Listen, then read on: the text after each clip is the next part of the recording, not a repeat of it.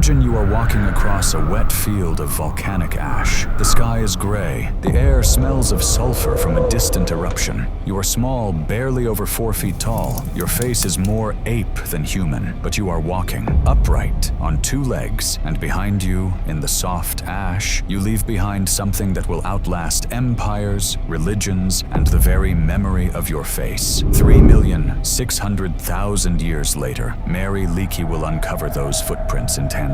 She will find a trail of them, a small individual stopping, turning left, hesitating for just a moment. You hesitated because you heard a sound. A predator? A storm? We will never know. But Mary Leakey will write this about you. This motion, so intensely human, transcends time. For 99% of human history, we lived like this. No cities, no kings, no written words, just small groups of hungry, curious, brilliant apes walking across a dangerous planet.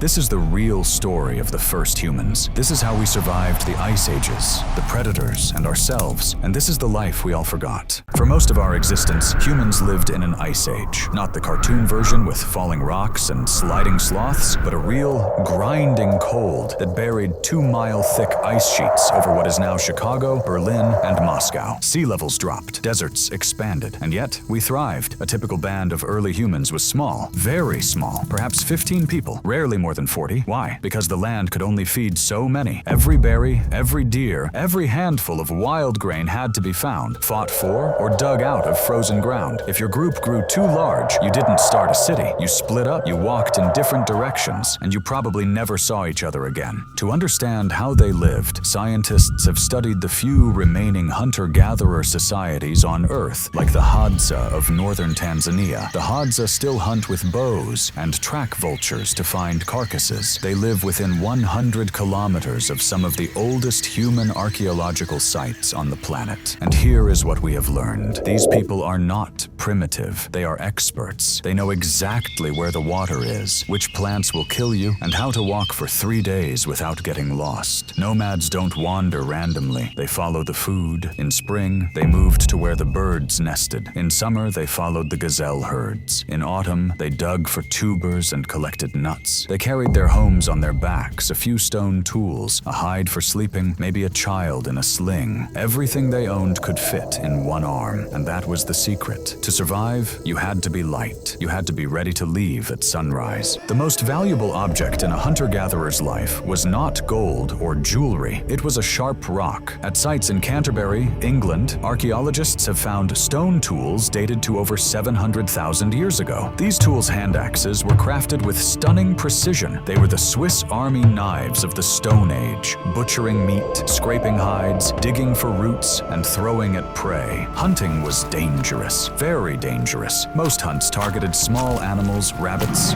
birds, tortoises. But sometimes, the hunters aimed higher. At a cave site in Portugal called Gruta da Aroeira, dated to 400,000 years ago, archaeologists found the remains of horses and deer. The cut marks on the bones proved that humans had butchered them. They had carried the carcasses back to their cave and shared the meat with the group. And then there was the mammoth. A single adult weighed 6 tons, enough meat to feed a band for weeks. But killing one required courage that borders on insanity. Hunters would drive entire herds over cliffs, or they would stab them with spears while running away. Some archaeologists believe these mammoth hunts were rare, perhaps once or twice a generation. But when they succeeded, it was a feast, and the bones were used to build shelters. In Ukraine and the Czech Republic, archaeologists have found the remains of huts built entirely from mammoth bones, skulls for foundations, jawbones for walls, hides stretched over the top. These were not temporary camps. These were winter homes, and inside, families sat around fires, telling stories, sewing clothes from animal sinew, and surviving the long dark. But how do we know what they believed, what they feared? In caves across France and Spain, our ancestors left behind something extraordinary: art. The paintings at Lascaux are 17 15,000 years old. They show bison, horses, and deer animals they hunted and revered, but they also show strange things: half-human, half-bird figures, dots that might be star charts, hands painted on walls by blowing pigment through a bone pipe. They buried their dead, sometimes with care, sometimes with ceremony, at burial sites dating back 30,000 years. Archaeologists have found bodies covered in red ochre, a pigment that symbolized blood or life. They were buried with ivory spears, fox-tooth necklaces, and stone tools. These were not trash heaps. These were gifts. Someone, 30,000 years ago, believed that death was not the end. They believed that the person they loved would need a spear on the other side. But then, something strange began to happen. Around 15,000 years ago, in the eastern Mediterranean, hunter-gatherers stopped walking. They built villages. They sat down. This was the Natufian culture. They still hunted gazelle and gathered wild barley, but they stayed in one place for most of the year. They built stone houses. They carved mortars and pestles to grind wild seeds into flour. And in a cave in Jordan, archaeologists found the oldest bread in the world, 14,000 years old, made from wild wheat and tubers. Why did they sit down? The answer is written in the ice. Around 10,800 BCE, the world suddenly plunged back into a deep freeze. It was called the Younger Dryas, a 1,000-year-long winter that dried out the eastern Mediterranean. The wild fields that the Natufians depended on began to die. They had a choice: leave or adapt. They adapted. They began to clear away the scrub. They took seeds from surviving wild plants and planted them in the wet ground near their villages. They invented the sickle, a curved stick lined with flint blades, to harvest grain faster than ever before. They were no longer just gathering food. They were producing it. For over 95,000 years, every human who ever lived was a hunter-gatherer. Then, in just a few thousand years, the blink of an eye, everything changed. Agriculture was born.